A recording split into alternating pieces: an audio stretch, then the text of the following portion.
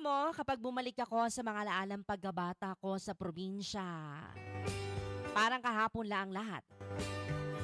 Yung simpleng buhay, yung bang mga bagay dati, Madi, na hindi mo pinapansin pero ngayon, namimiss mo na. Madi, tuwing umaga, gigising ka sa tilaok ng manok at hindi sa alarm clock.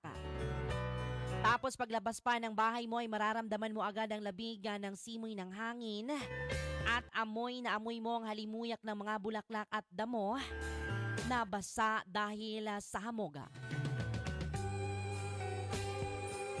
Yung tipong hindi mo na kailangan magmadali.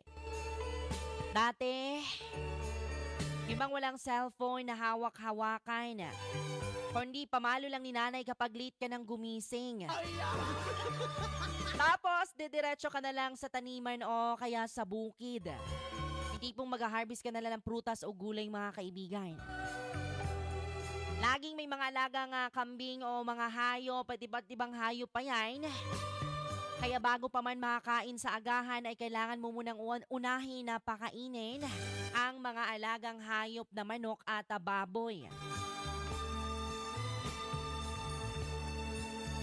Mga Madi, ang saya ng laro namin noon.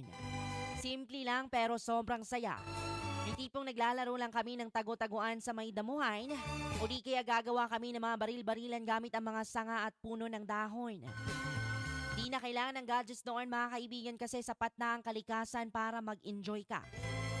Pagdating mo ng hapon, mag-uuwian ng mga tao galing sa bukid at ang mga kapitbahay, Madi, na halos magkakasabay na kaming maghapunan at sabay nang magkwentuhan hanggang sa aabutin ng dilim.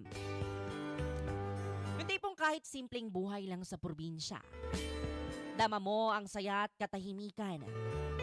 Ngayon, habang abala tayo sa mga bilis na buhay sa syudad, minsan, gusto ko na lang bumalik sa panahong iyon.